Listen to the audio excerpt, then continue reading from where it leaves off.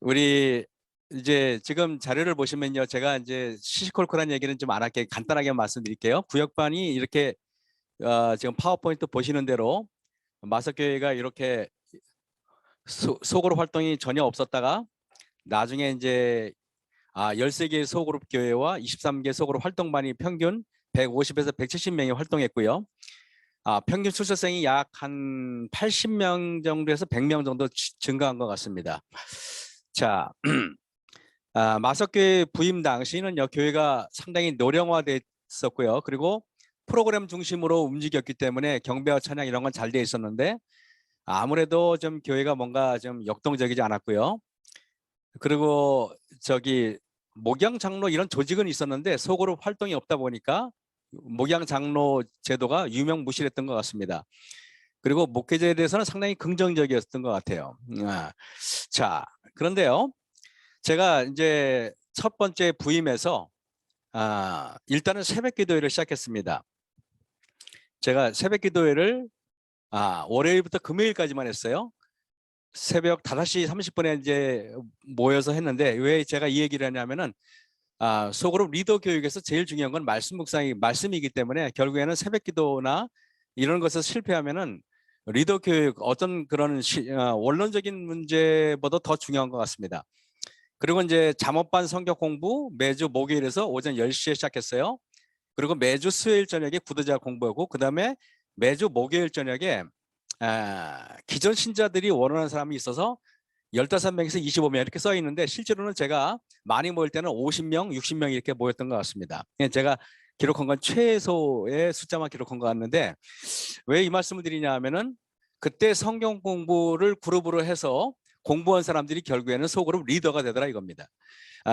소그룹 리더는 결국에는 말씀에 감화받은 사람이 하지 감화받지 않은 사람이 하지 않더라고 보니까요. 그리고 안식일 대예배를 설교 형식보다는 티칭식으로 했던 것 같습니다.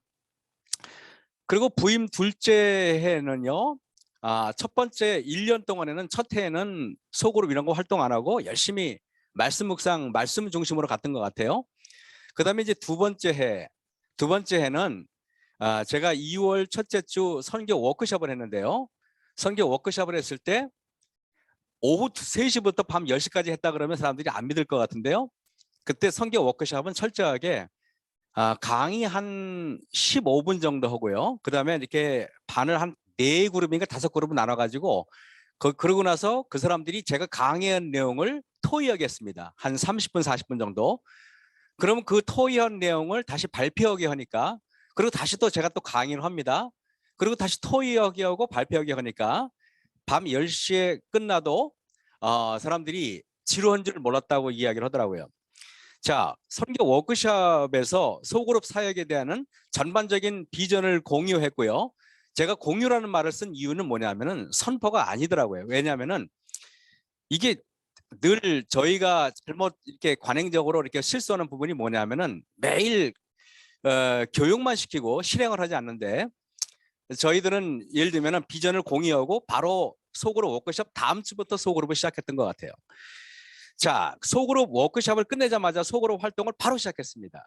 이것을 소그룹 워크숍 하루 끝나고 그 다음 주부터 소그룹을 시작했습니다. 그 다음에 소그룹 목장 회의를 했는데 제가 목자 회의라고 안 하고 목장 회의라고 한 이유는 리더만 따로 불러서 하지 않고 그 소그룹을 그 목장 회의에 전 교인을 다 참석하라고 동의했습니다. 왜냐하면은 비전을 같이 공유해야지 비전이 되지 공유하지 않는 비전은 공유가 비전이 아니더라고 보니까요. 그 다음에 소그룹 시작 첫 해는 가장 기초적인 소그룹 미션만 줬습니다. 예를 들면은 처음에 소그룹 할 때 뭐 여러 가지 그 요구 사항이 없었어요. 그냥 지난주에 있었던 얘기 서로 나누라 그러고 간단하게 이렇게 해가지고 일단은 모임에 대해서 아주 그냥 부드럽게 모임을 부담스럽지 않게 만들었습니다. 그 다음에 소그룹을 성공적으로 시작할 수 있었던 가장 큰 밑바탕은 아까 말씀드렸지만은 1년 동안 성경 공부를 여러 그룹을 통해서 했는데 그때 이미 수십 명의 소그룹의 리더들이 보이지 않게 준비가 돼 있었습니다.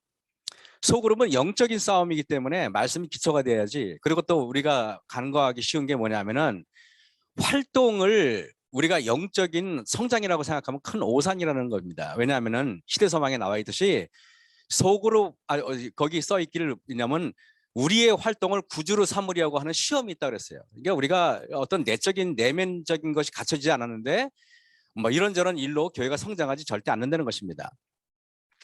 자, 부임 둘째 해 여섯 번째는요. 소그룹을 활동을 하라고 말했는데 절대 구두자를 데리고 오지 말라 그랬어요. 왜냐하면은 소그룹이 아직까지 그 뭡니까 영적인 준비가 돼 있지 않은 상태에서 구두자가 오면은 오히려 그게 더 부담스럽고 그러니까 소그룹이 망하는 이유 중에 하나가 사람들을 물어보면은 구두자가 없어서 소그룹을 안 한다 그래요. 그래서 아예 1년 가까이를 이게 예 죄송합니다. 이거 왜 이러죠? 됐습니다. 1년 가까이를 제가 소그룹 구도자 없이 했어요. 그 이유는 구도자 없이도 소그룹의 의미를 알아야 되기 때문에 그렇게. 왜 문제가 있나? 참.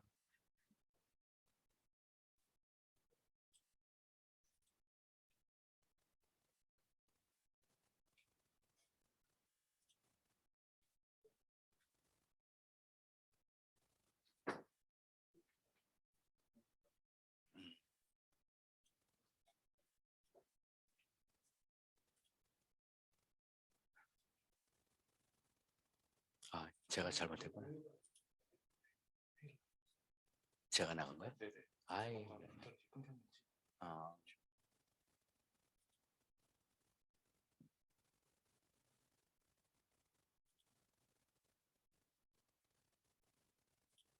파워포인트 돌려.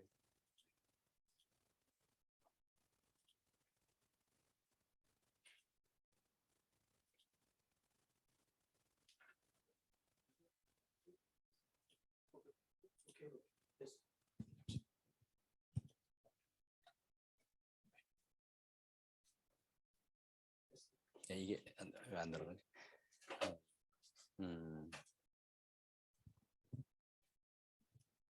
네, 죄송합니다. 아까 했던 대로는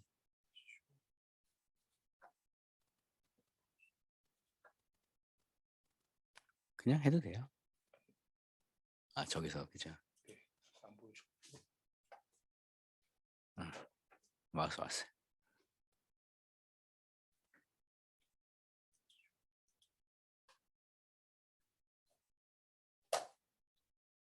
부탁하겠습니다. 네.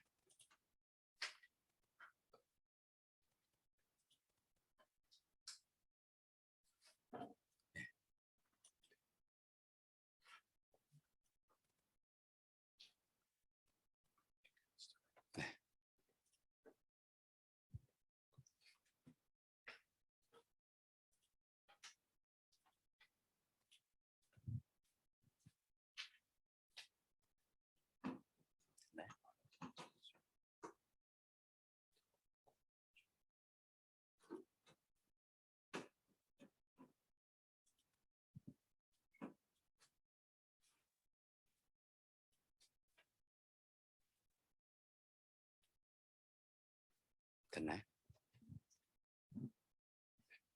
아까 이걸 제가 클릭할까요? 네네. 여기 이거 안에 지나갔어요.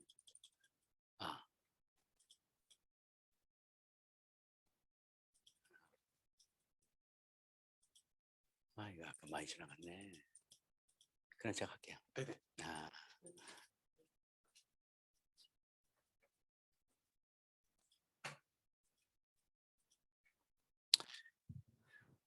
죄송합니다. 이게 기계가 서툴러서.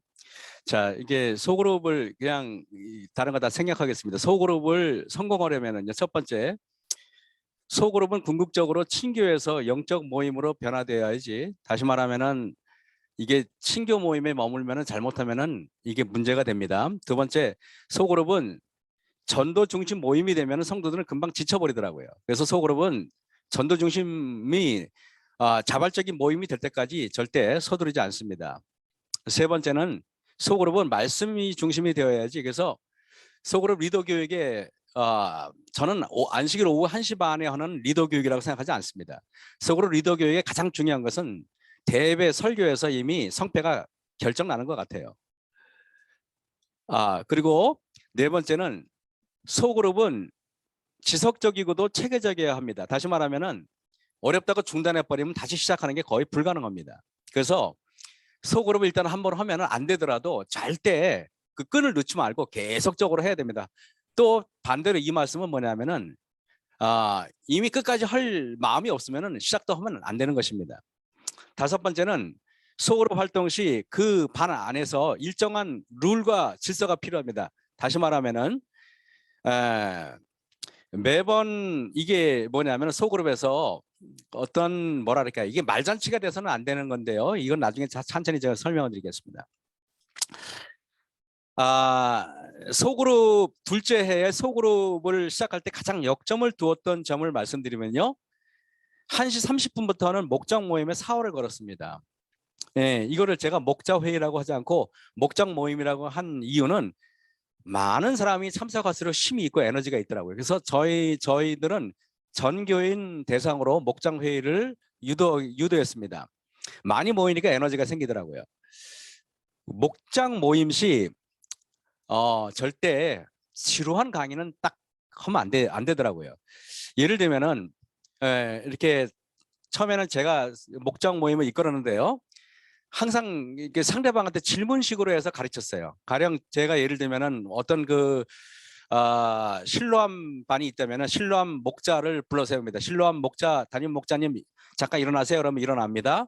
그러면 제가 물어봐요. 오늘 결석이 몇 분 했습니까? 그럼 그때 결석이 몇 분 했는지 모르면은 그건 저한테 큰일 납니다. 왜냐하면은 이미 다 그때까지 파악이 돼야 되고 그러면 제가 물어봅니다. 누구누구 결석했다고 얘기해요. 그러면은 또 물어봅니다.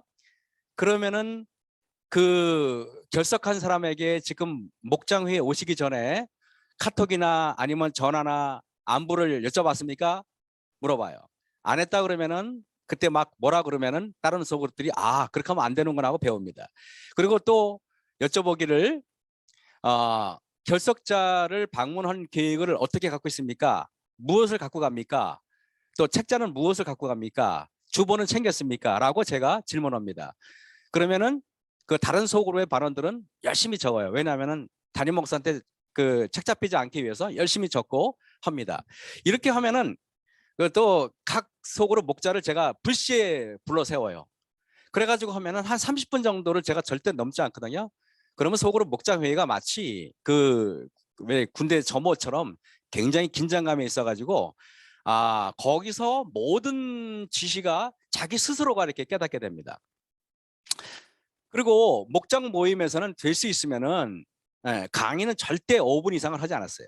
매주 강의하면은 상대방이 하루 종일 설교 듣고 교과 공부했는데 지루하더라고요. 그래서 소그룹의 담임 목자가 자신의 반을 운영해 나가는 것을 발표하게 합니다. 가령 예를 들면은 발표할 때도 한 사람이 절대 3분을 넘지 않게 해요. 제가 모든 거를 이렇게 가장 제가 역점을 넣었던 게 뭐냐면 발표할 때나 뭐 할 때 한 사람이 시간을 독점하는 걸 제가 절대 용납하지 않습니다. 왜냐하면 짧고 간결해야만 은혜가 있더라고요. 조금만 길면은 모든 모임은 이렇게 망가지게 돼 있더라고요. 그래서 가령 예를 들면 신랑교회 속으로 목자 일어나십시오. 일어나요. 그러면 이번 주 어떻게 할 계획이 있으십니까? 여쭤봐요. 그러면 그 소그룹이 자기 자기가 어떤 계획을 가지고 말하면은 다른 소그룹들은 그때 막 못 씁니다. 왜냐하면은 또 발표할 때 할 게 없으면 안 되니까요. 목장 모임은 선교부 서기에 의해서 모든 참석 여부가 철저하게 기록이 됩니다. 그리고 그 기록된 사항들은 매주 주보에 기재가 돼요. 그렇기 때문에 그냥 대충 했다가는 이렇게 스스로 알아서 망신을 당하게 만들었습니다. 그리고 저기 안식일 오후에 하는 목장 모임은 항상 직원이보다 더 중요성을 강조하고 직원이는 못해도 목장 모임 반드시 했습니다. 자, 제가 또 말씀드린 건 뭐냐면은 목장 모임에 적게 모였다고 절대 실망하면 안 됩니다. 그리고 처음부터 많이 모이기를 기대해서도 안 됩니다. 첫 해에 그때 마석교회 평균 출석생이 200명이 넘었는데 40명에서 50명 정도가 참석을 했습니다. 전 절대 실망하지 않았어요. 그리고 많이 모이라고 독려하지도 않았습니다. 목장 모임이 은혜가 있고 목장 모임에서 얻어가는 게 있다고 생각하면 사람들이 옵니다. 근데 일부러 강조하는 것은 이 강요하면은 사람들이 싫어해요. 두 번째 해는 60에서 70명으로 늘어났습니다. 이게 마석교회에 여러분들이 문의해 보시면 아마 제 말이 절대 허언이 아닙니다. 세 번째에는 80에서 90명이 참석했어요. 네 번째 해는 90에서 120명이 출석했습니다. 여담입니다만은 한 번은 원주 중앙교회 목사님하고 교인들이 제가 속으로 강의를 갔더니 이게 진짠가 아닌가 저한테 말씀도 안 하고 거기 원주에서 점심도 안 먹고 풀시에 마석교회를 기습했습니다. 그래서 1시 반에 참석을 했어요. 근데 그때 마석교회 목장회의에 약 120명의 성도들이 있었습니다. 그렇기 때문에 그들이 깜짝 놀랐습니다. 왜냐하면 이게 보통 발표하고 가보면 또 실상하고 다르잖아요. 근데 제가 여기 말씀드리는 거는 절대 가급적이면 과장을 하지 않게 제가 강의하려고 노력합니다. 자, 소그룹을 개념화시키는 게 되게 중요한 것 같아요. 소그룹은 구역반이 아님을 강조합니다. 그래서 소그룹은 작은 교회, 스몰 처치 개념으로 제가 접근했어요. 그래서 소그룹을 운영하던 첫 해에 5월 달에 한 번, 10월 달에 한 번 아예 모든 교회 문을 걸어 잠그고 각 소그룹별로 알아서 소그룹이 원하는 장소에 가서 예배를 드리겠습니다. 안식일 학교부터 대예배까지 또 헌금도 가서 이렇게 수합해 가지고 갖고 오기로 했는데 그렇게 해 가지고 모든 교회가 이 뭡니까 이게 마석교회에 오지 않고 밖에 나가서 어떤 교회는 사슴의 동산에 가서 어떤 교회는 또 어디 뭐 유원지에 가서 어떤 교회는 또 어느 집에 가서 이렇게 소그룹을 운영했습니다. 왜냐? 소그룹은 작은 교회이기 때문에 작은 교회가 운영되면은 굳이 큰 교회가 운영이 안 돼도 이렇게 문제가 없기 때문에 그렇습니다. 이거를 정착이 될 때까지는 매년 제가 실행했던 것 같습니다. 자, 소그룹은 구역반이 아님을 강조하기 위해서 한 안식일 학교 때 한 소그룹에게 이렇게 부탁을 했는데 그 소그룹에서 교회 조직 예배를 드렸어요. 그러니까 자기 뭐 실로암 소그룹, 실로암 교회 조직 예배를 드렸는데 실질적으로 연합회장님의 영상 축하 메시지를 직접 보여드렸고요, 교인들한테. 그리고 합회장님의 축하 화환도 보내왔습니다. 이렇게 하니까 그 소그룹은 그냥 독립된 그 마석 교회 안에 있는 작은 교회로 자꾸 제가 이게 부각을 시켰어요. 각 소그룹의 담임 목자, 부목자라고 명칭한 이유는 담임 목사, 부목사라는 인식을 심어주기 위한 의도적인 접근이었습니다. 소그룹에서 결석자 방문하는 것이 첫 해나 둘째 해는 거의 그러진 못했는데 셋째, 넷째에 접어들어서 거의 소그룹의 그 환우 방문이라는 것은 담임 목사가 가지 않고 소그룹 담임 목자와 부목자와 목양 장로님들이 가셨습니다. 여담입니다만은 한 번은 어떤 소그룹에서 어떤 분이 공사 현장에서 이러다가 2층에서 떨어져 가지고 갈비뼈 7개가 부러졌어요. 근데 저는 2주 후에 그분이 병원에 입원했다는 걸 알았습니다. 그래서 제가 2주 후에 가봤어요. 가봤더니 그분이 이게 합회장님까지 오실 필요가 없는데 왜 제가 그러냐면은 제가 마석에서 저는 담임 목사가 아니라 합회장이라고 제가 일부러 농담 비슷하게 했습니다. 왜냐하면은 당신들이 다 목사니까 그럼 나는 뭡니까 했더니 다른 분들이 목사님은 그럼 합회장님이시네요. 그래가지고 그다음부터는 제가 제 카톡방에 저희 먼저 목회하던 교회에서 저한테 보내면은 합회장님 안녕하십니까 이렇게 보냅니다. 그걸 제가 합회장이 못돼서 환장해서 그런 게 아니라 교인들한테 작은 교회 담임 목사라는 것을 인식을 심어주기 위해서 그렇게 의도적으로 했던 것입니다. 혹 여담입니다만은 제가 이렇게 설교 중에 합회장 뭐 이러니까 어떤 분이 이거 막 김일환 목사 설교 절대 듣지 마라. 그 사람 합회장 못해서 환장한 사람이다. 이렇게 소문이 났다고 이야기합니다. 근데 저는 절대 그런 의도로 그렇게 한 거 아닙니다. 자, 이제 속으로 운영시 이제 볼 때 목자를 세워야 되는데 목자는 참 외람되지만은요 장로님들은 세우면 안 될 것 같아요. 장로님들이 부족해서가 아니라 장로님들은 목양 장로라는 직분이 있기 때문에 주로 여집사님들 시켜야 됩니다. 왜? 목자는 엄마 같아야 되기 때문에 그렇습니다. 그런데 여행 보면은 남자 목자가 이렇게 집사님 중에 제가 뽑을 때도 있는데 그분들은 주로 아줌마스러운 분들이에요. 주로 이렇게 보면은 여자처럼 이렇게 그렇게 그러신 남자분들이 있어요. 그리고 목자는 저는 이렇게 말씀드릴게요. 교회에서 저 사람이 목자 될 수 있을 거야라는 뻔한 사람보다는 전혀 뜻밖의 인재들을 저는 많이 등용했습니다.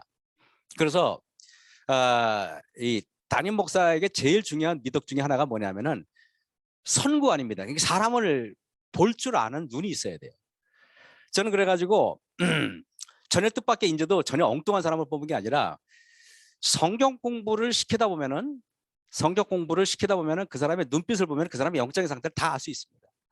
그렇기 때문에 제가 이렇게 은연 중에 성경 공부를 시키면서 1년이고 2년이고 계속적으로 인재를 키웠더니 나중에 마석교회 예를 들면은 제가 나올 때 보면은 굉장히 많은 인재가 양성이 돼 있었습니다.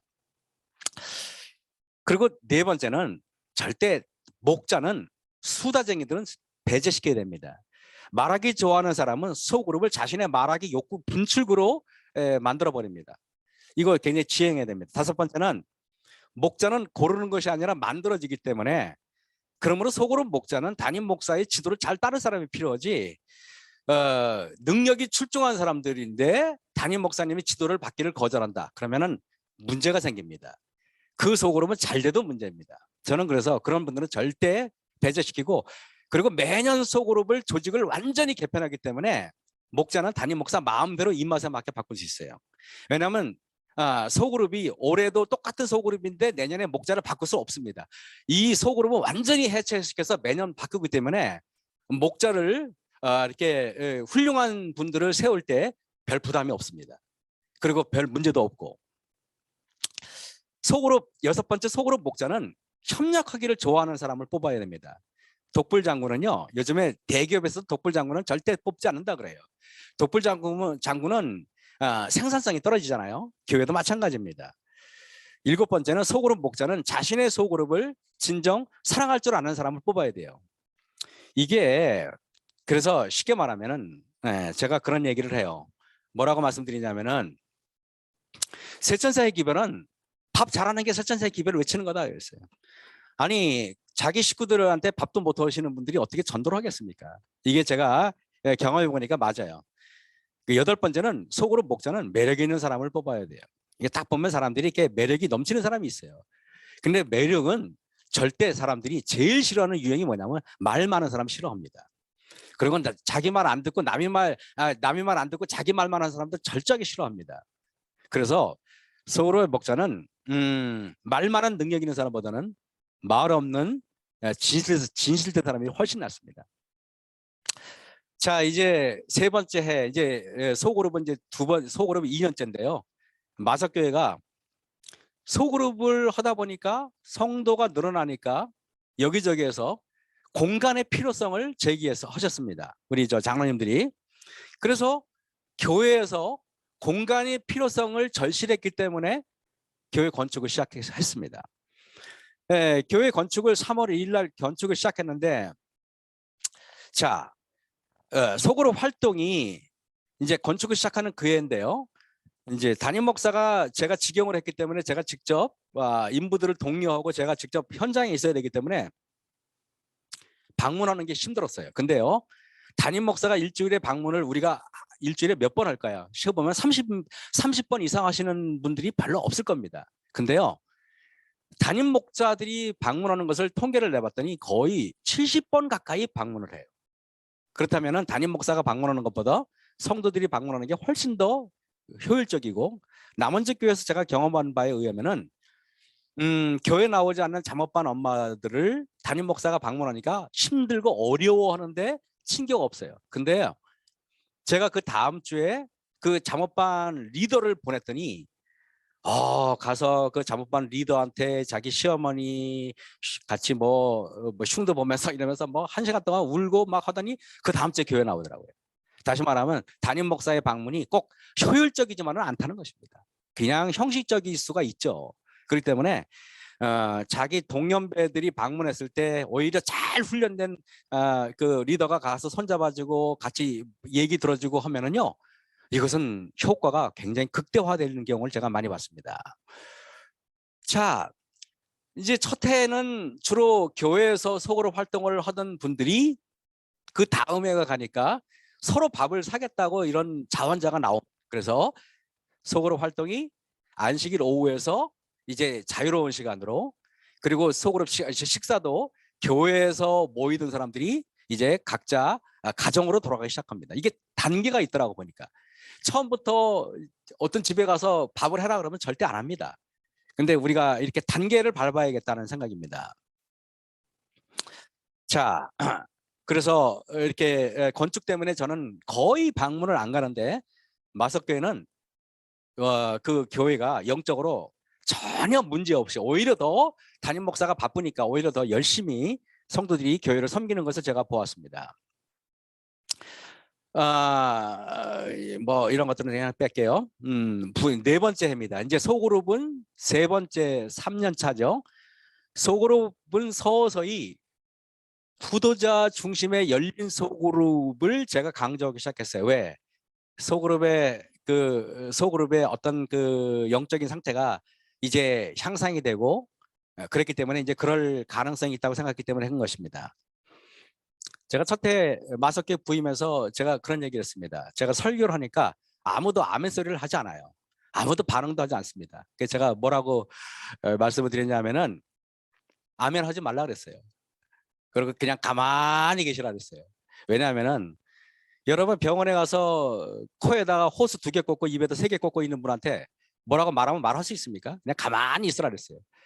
그래가지고 이분들이 1년이 지나고 2년이 지나고 회복이 되니까 이제는 코에서 영적인 상태가 좋아지니까 이제 호수를 코에 빼고 입에서 호수를 빼잖아요. 빼니까 이제 교인들이 슬슬 움직이고 싶어 하잖아요. 활동하고 싶어 하잖아요. 그때까지 목사는 기다릴 줄 알아야 됩니다. 처음부터 너무 많은 걸 요구하기 때문에 성도들이 놀래가지고 다 도망가는 것입니다. 단계를 밟지 않으면 절대 안 되더라고요. 소그룹 활동 시 영혼 구원을 이제 강조하기 시작했어요. 첫 해, 둘째는 제가 절대 강조하지 않았습니다. 세 번째 해, 소그룹 세 번째 해야 비로소 그런 걸 강조했습니다. 소그룹 목장회에 70명, 80명 성도들이 자발적으로 모이기 시작했습니다. 교회 건축이 마무리되어 감에 따라 소그룹 모임을 할 수 있는 교회 공간이 많아지는데, 작은 방들이 제가 정확하게 머릿속으로 실진 않았는데 한 20개 이상이 생겨서 한 25개인가 그게 됐던 것 같아요. 그래가지고 안식일학교 교과 시간은 다 소그룹 반에 이렇게 방마다 가가지고 우리 성도님들이 거기서 자기들만의 어떤 그런 토의를 했던 것 같아요. 자, 뭐 이런 것들은요 빼겠습니다. 마석교회 리모델링 비전센터 이 모습을 이 얘기를 안 할 수가 없어요. 왜냐하면은 교회 건물과 전도는 이게 이 여러 활동은 매우 밀접하더라고요. 마석교회 제가 부임할 때 이렇게 생겼었어요. 앞에 유리가 있어가지고 여름 되면은 밖에 35도면 안에는 45도입니다. 왜냐하면 유리가 비닐하우스처럼 엄청 더웠어요.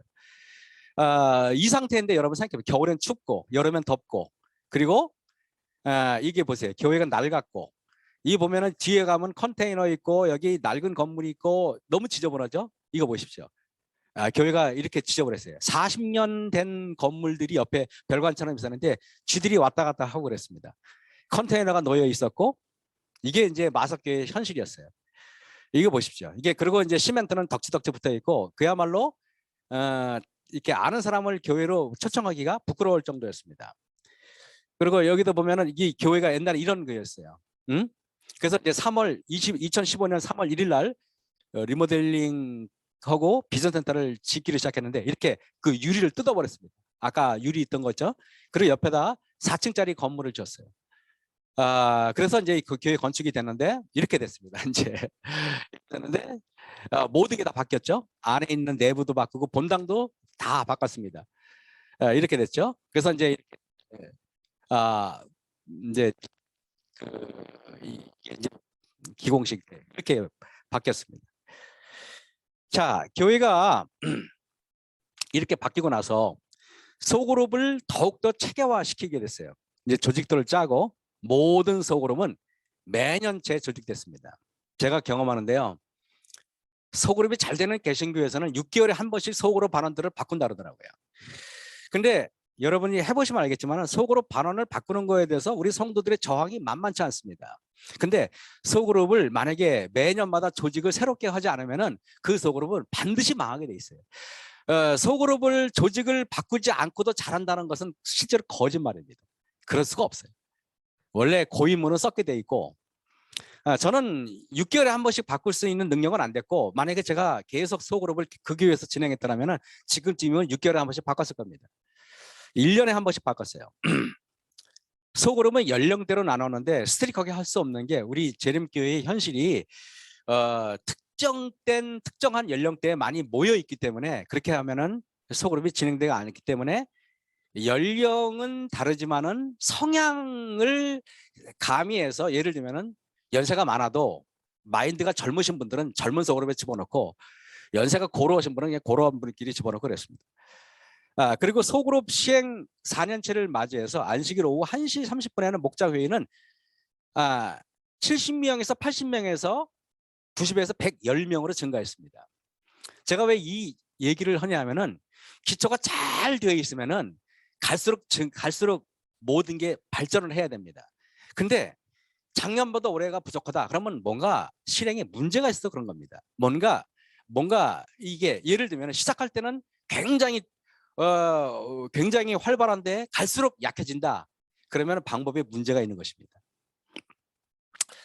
목장회의도 담임 목사에서 선교부로 위임했습니다. 그러니까 예를 들면 선교회장이 나와서 아니면 여성교회장이 나와가지고 순서를 진행해요. 그런데 그리고 다 끝나갈 무렵에 선교회장이 자 그럼 우리 합회장님 나오시겠습니다. 그러면 제가 나가요. 그러면 막 손들이 박수를 쳐요. 그럼 제가 딱 5분 동안 클로징 멘트를 하는데 그때 멘트할 때 칭찬 위주로 하면서 격려를 해줘야 됩니다. 담임 목사의 격려가 굉장히 큰 에너지가 있어요. 그리고 짧고 간결하게 당부만 살짝 하고 그리고 얼른 맞춰버립니다.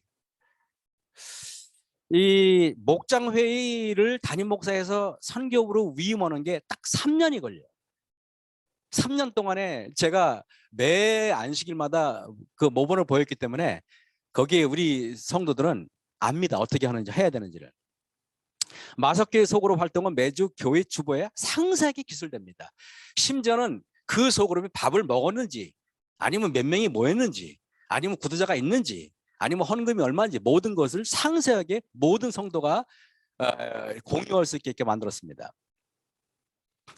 그리고 마석교회 주보는 제가 생각을 했는데 주보에 소그룹 활동에 대한 모든 정보를 다 집어넣습니다. 그래서 주보를 12페이지로 만들었어요. 12페이지 주보는 제가 좀 이따 제가 보여드릴게요. 주보에는 지난주 설교 요약, 담임 목사 칼럼, 건강 상식, 예언의 신 말씀, 소그룹 목장 활동 소식, 소그룹 목장 회의 참석자 명단, 현황, 소그룹 광고, 소그룹 활동 순서지 등을 실기에 12페이지 사실 부족한데 12페이지를 매주 작성을 해보려니 보통 일이 아니더라고요. 보통 담임 목사가 주보에 매달리는 시간이 3시간에서 4시간. 그리고 이제 뭐 이렇게 순서에 찾아보는 건 제가 다 부목사나 전도사한테 맡기고 아주 핵심적인 것은 제가 직접 다 했습니다. 소그룹 활동 상황을 주보로 만들어서 매주 성도들이 자신의 소그룹과 다른 소그룹의 활동을 보면서 선의의 경쟁을 유도했습니다. 선의의 경쟁은 우리가 그 고린도전서 9장에 사도 바울이 그랬잖아요. 우리가 갑자기 생각이 안 나요. 여러분 있습니다. 그다음에 교회 주보는 결석자, 구도자, 낙심자에게 전도지 대신에 활용을 하는데 어느 전도지보다 훌륭합니다. 그래서 이게 보면은 우리가 마석교회 주보 모습입니다. 이걸 제가 그냥 스캔했는데 어느 날 이게 있는데 이게 이제 이렇게 이게 접는 거니까 이게 아마 여러분들이 이게 좀 이렇게 접는다고 생각하시면 보면 편할 겁니다. 그래서 이제 첫 해에는 이렇게 아주 컬러로 예쁘게 깔끔하게 했습니다. 이게 그리고 여기 보시면 여러분 순서를 하는 거 나오죠, 그죠? 이것은 여러분 지금 제가 마석교회를 떠난 지 5년이 지났는데 지금 그때 만들어 놓은 손서질 지금도 똑같이 쓰고 있습니다. 그렇기 때문에 여러분들이 마석교회 문의 여시면은 지금도 김정건 목사님이 제 후임이니까 김정건 목사님한테 여쭤보시면은 여러분들이 받을 수 있을 겁니다. 그리고 이제 옆에 보면은 이제 그 소그룹 그 진행이죠, 그죠? 소그룹 진행하는 그걸 나와 있죠.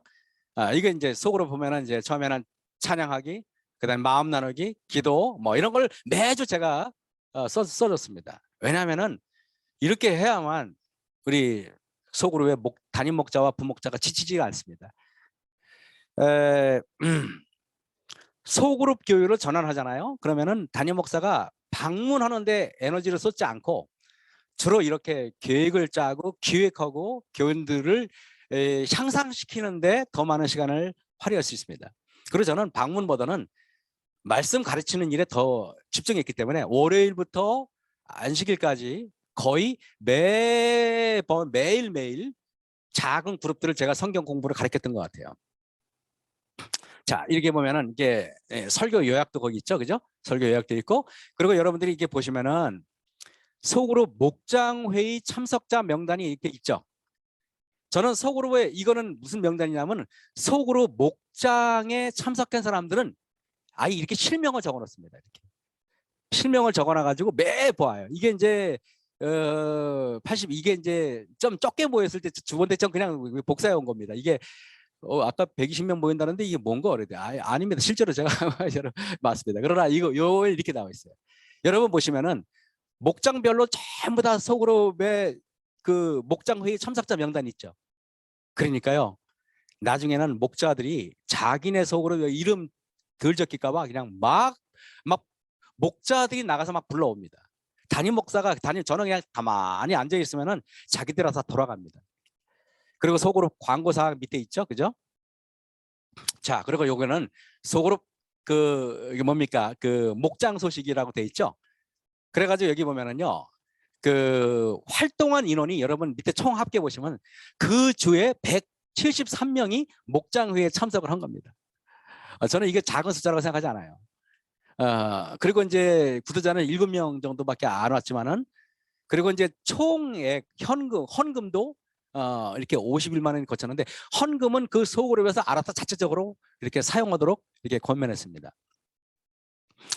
자, 이게 이제 마석교회가 매주 나오는 주보입니다. 매주 이렇게 주보가 나오는데 주보가 알차야 되기 때문에 굉장히 알차게 꾸미려고 꽤 이렇게 노력을 했던 것 같아요.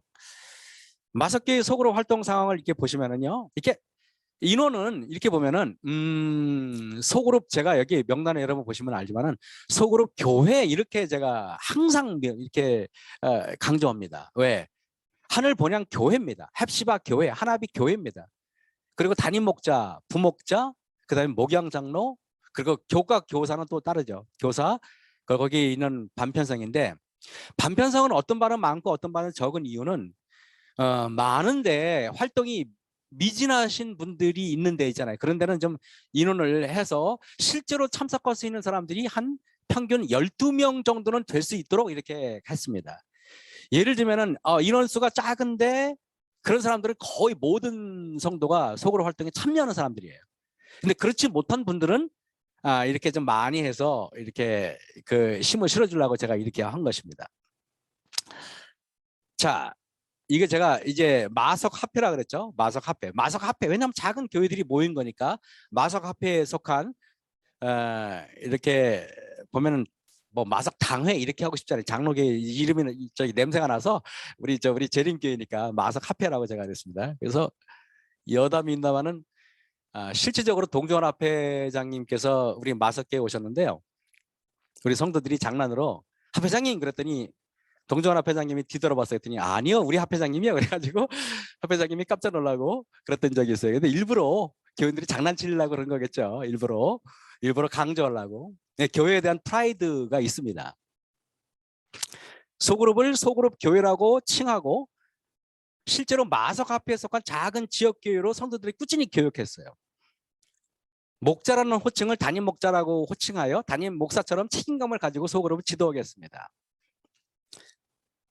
장로는 목양 장로 역할을 하는데 이 목양 장로, 장로님들을 활용을 잘 해야만 교회가 발전하잖아요. 그래서 제가 장로님들 가끔 이렇게 목양 장로님들 이렇게 교육을 시킬 때 그런 얘기를 합니다. 보통 장로님이 두 가지 유형이 있다 제가 이렇게 간단하게 말해요. 그러면 교인들이 이제 귀를 쫑긋해요. 어떤 유형이냐면은 시어머니 같은 장로님이 있고 친정엄마 같은 장로님이 있다 그랬어요. 시어머니 장로님은 주로 말로 모든 걸 하려고 그러고 친정엄마는 마음으로 하려고 그래요. 늘 마음을 열죠. 그러면 장로님들한테 그러면 어떻게 마음을 여는지 아십니까? 그러면 이제 됐으면 입을 닫으시고요. 지갑을 여세요. 그러면은요. 시어머니 친정엄마가 됩니다. 제가 이렇게 가르칩니다. 간단하게. 그런 식으로 이렇게 가르치면은 장로님들이 굉장히 알아서 이렇게 잘 협조해 주십니다. 각 소그룹 교회는 작은 교회로서 담임 목자를 중심으로 자신의 반에 속한 영혼을 철저하게 관리하고 전도 계획을 짜도록 하는데, 예를 들면 구두자가 어떤 이제 새로운 손님이나 구두자가 왔다 그러면 연령대를 봅니다. 그러면은 선교회장하고 담임 목사가 그분이 새로 오신 분이 어떤 소그룹에 적합할지를 빨리 결정을 해요. 그 다음에 담임 목자를 불러요. 합당한 소그룹의 담임 목자. 그래가지고 저분이 오늘 새로 오셨으니까 당신들이 알아서 오시오. 그러면은 점심 예배 볼 때부터 밥 먹을 때까지 집에 갈 때까지 끝까지 풀 서비스를 해줍니다. 그래서 마석계 한 번 왔다가는 잘못 왔다가는 절대 헤어나질 못하게 돼 있어요. 이렇게 해놓으면은요, 침례받고 그 여선교회장이 통계를 냈는데 침례받고 1년, 2년, 3년이 지나도 정착률이 80%가 넘었어요. 이건 실제적입니다. 각 소그룹은 실제적으로 지역교회에서 이루어지는 모든 영적인 활동을 계획하고 실행했습니다. 그리고 이거는 아까 목회실 만약에 담임 목사나 부목사가 방문해야 될 일이 있다면은 반드시 담임 목자가 목회실에 필요하다고 요청을 할 때만 저는 방문했습니다. 이거를 제가 눈에 얘기했기 때문에 방문을 요청 안 하면 저는 절대 안 갑니다. 여러분 합회장님이 지역교회 성도들 방문하시는 거 보셨습니까? 그죠? 그런 개념이죠. 저는 진짜 그렇게 했습니다. 그래서 제가 가면은 교인들이 그래요. 합회장님이 친히 여기까지 오실 필요는 없는데 이렇게까지 얘기합니다. 자, 근데 이런 소그룹이 잘 활동이 되지 않았는데 방문 알아서 담임 목자가 알아서 하라 그러면은 그거는 직무유기입니다. 교회가 잘 돌아가지 않으면은 여러분들이 직접 방문해야 됩니다. 이 소그룹 페스티벌이 되게 중요한데요.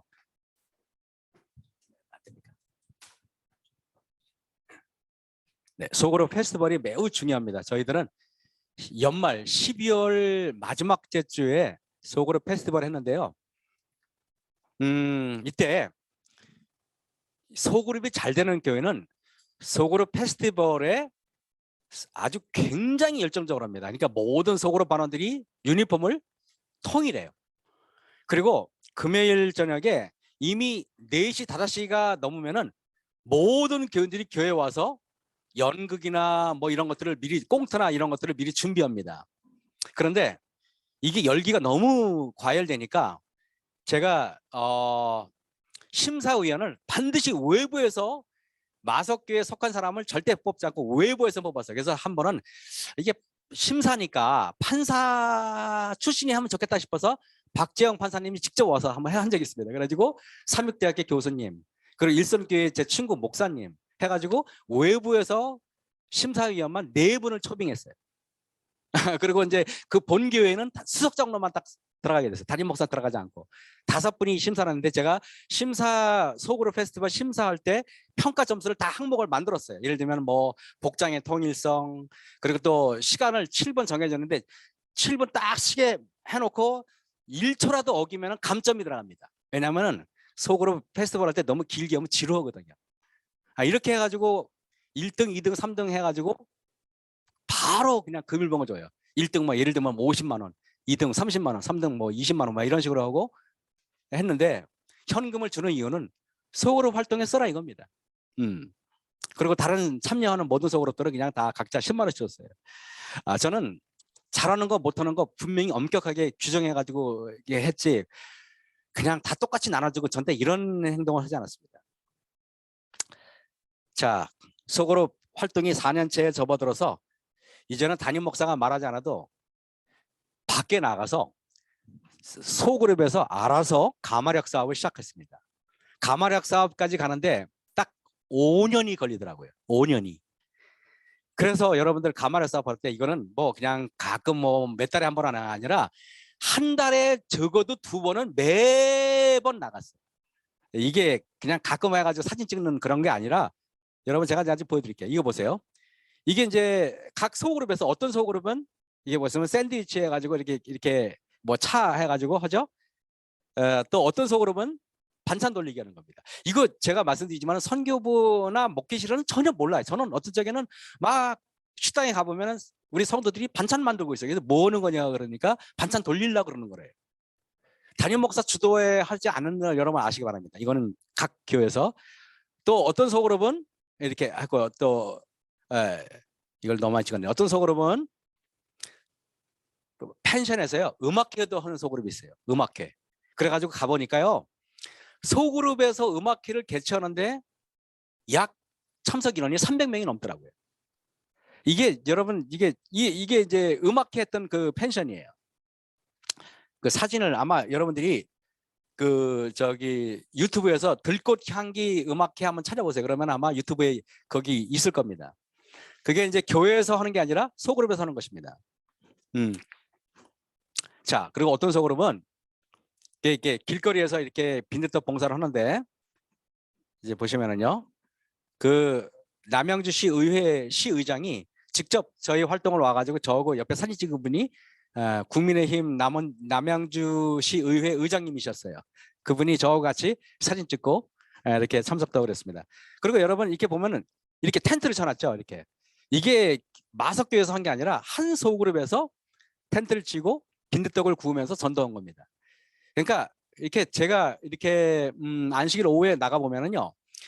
어떤 소그룹은 띠를 두르고 청소하고 있고 어떤 소그룹은 빈대떡 봉사하고 있고 어떤 소그룹은 차 나누기 하고 있고 어떤 소그룹에는 반찬 돌리기 하고 있고 모든 교회가 매주 아무리 안 돼도 5개 소그룹 이상이 무언가를 했습니다. 이게 담임 목사가 하라고 한 게 아니고 의논한 적도 없고 자기들이 알아서 한 겁니다. 이거를 그러니까 첫 번째, 두 번째 걸음마식으로 이걸 만약에 이런 일이 없었다면은 이런 일은 불가능할 것입니다. 자, 이게 교인들이 행복해하죠. 여러분 이게 억지로 하는 거고 내가 정말 마음에 감동해서 하는 거는 다릅니다. 표정이 다르잖아요. 표정이. 그리고 어떤 소그룹은요. 우리 동종원 앞에 인재교회라고 약한 교회 있는데 거기 가서 이렇게 자매 결혼을 이렇게 맺고 거기서 또 교인들 가끔 방문해가지고 이렇게 심을 실어주고 그렇게 하는 데도 있어요. 전 잘한다고 생각해요. 그리고 안식일 학교 순서를 한 번은 속으로 목자가 와서 저한테 안식일 학교 때 인재교회 방문해가지고 순서 쓰겠다고 가라 그랬어요. 그냥. 쿨하게. 저는 그 집에 마석교회에 앉아 있어야만 교회가 성장한다 생각하지 않습니다. 또 어떤 속으로는 교회에서 이렇게 길거리 그 차 나누기 그죠? 이렇게 이거 하고요. 이렇게 보세요. 보면 성도들이 즐겁게 이렇게 봉사를 합니다. 그리고 교회에서도 보면은 가끔 안식일 식사 때 소그룹에서 준비해서 자기들끼리 이렇게 자기들만의 식사를 하는 경우도 굉장히 많아요. 저는 가끔 이렇게 부르면은 교회 식당으로 안 가고 소그룹에서 이렇게 파틀락에 참석했던 경우가 굉장히 많이 있었던 것 같아요. 그리고 뭐 침례식이 있다 그러면은 절대 그 소그룹 자기 해당 그 침례자가 있는 소그룹은 교회 식당에서 밥 먹는 일이 거의 없어요. 이게 따로 그 침례 받은 사람들을 위해서 식사를 따로 이렇게 준비했습니다. 예, 이게 보시면은 여러분들, 예, 그리고 이제 이게 보면은 카페에서 이렇게 모여서 하는 데도 있고요. 어떤 소그룹은 뭐 이렇게 삼육대학에 가서 레크레이션을 하는 이게 한 개의 소그룹입니다. 이렇게 자기들끼리 이렇게 이게 가끔 1년에 한두 번 있는 게 아니라 뭐 한 달에 한두 번 이게 수시로 이런 일이 있어요. 이게 보면은 교인들이 행복해 보이죠. 그죠? 시간이 많이 지났네요. 속으로 활동 보고서인데 이렇게 활동 보고서는 뭐 이렇게 파워포인트 자료가 있으니까 얼마든지 그리고 짧은 시간에 제가 다 말씀드릴 없으니까 혹시 궁금한 거 있으면은 저에게 전화 주시면 제가 친절하게 언제든지 말씀드리겠습니다. 자료도 넘겨드리고요. 목장 회의 이렇게 참석 아까는 그 주보에서 보였죠. 이게 순서지 말씀 나누기 순서지입니다. 이건 뭐 제가 제 손자는 아니고요. 우리 그 제가 먼저 마석교에 있던 우리 제가 예뻐하는 꼬마를 제가 예뻐해서 그냥 사진을 넣어놨는데 목자는 모든 교인들이 열정적으로 하면 더욱더 긴장하고 잘하려고 합니다. 이게 선순환인데요. 교회가 한 번은 제가 그 교회 바자회를 했는데요. 바자회를 했는데 모든 소그룹마다 부스 하나를 맡겼어요. 제가 맡긴 게 아니라 선교장이 맡기더라고요. 그 가봤더니 바자회에 갔더니 정말로 어떤 소그룹은 뭐 그 호떡을 만들어 파는 소그룹이 있고 어떤 소그룹은 김밥을 만들고 어떤 소그룹은 비빔떡을 만들고 어떤 소그룹은 뭐 옷을 협찬 받아 가지고 옷 파는 소그룹이 있는데 그 마석 시내에 수백 명 아마 1000명 이상의 사람들이 시민들이 그 바자회에 다녀갔던 것 같아요. 뭐 제가 시시콜콜하게 얘기는 많이 이렇게 하는 걸 못했는데요. 제가 말씀드린 것보다 성도들의 활동은 훨씬 더 영적이었고 훨씬 더 능동적이었던 것 같아요. 수고하는 목자들을 위해서 한번 보상을 해드릴 게 없나 싶어서 제가 제주도 여행을 한번 시켜드렸어요. 뭐 제 돈으로 아니고 교회 돈으로요. 그래가지고 같이 제주도 여행도 같이 가고 3박 4일인가 같이 갔다가 거기 가서 우리 목자와 부목자님들한테 그리고 목양 장로님들한테 감사의 제가 인사를 드린 적이 있던 것 같아요. 그때 경비가 아마 수백만 원이 깨졌을 거예요. 근데 교회가 잘 돌아가니까 이 말씀대로 외람되지만 돈은 항상 넘쳤습니다. 돈이 없어서 걱정해 본 적도 없고요. 심지어는 제가 그 있던 마지막 해에 돈이 남아가지고 5천만 원인가 남아가지고 건축 헌금으로 돌린 적이 있었어요. 그렇기 때문에 뭐 제주도 여행하는데 1000만 원 정도 쓰는 게 큰 어려움이 그때 큰 문제는 아니었던 것 같아요. 마석교에 있을 때. 짧은 시간에 말씀을 드리기는 힘들었습니다. 그래서 제가 어색한 이런 그 경험을 통해서 제가 이렇게 잘 전달을 했는지 모르겠지만은 그래서 제가 급하다 보니까 말도 좀 빨리 해서 혹시 또 이렇게 부담스러우셨다면 용서하시기 바랍니다. 혹시 제가 질문할 내용이 있으시면 지금부터 지금 질문할 내용 있으면 지금 질문을 받도록 하겠습니다.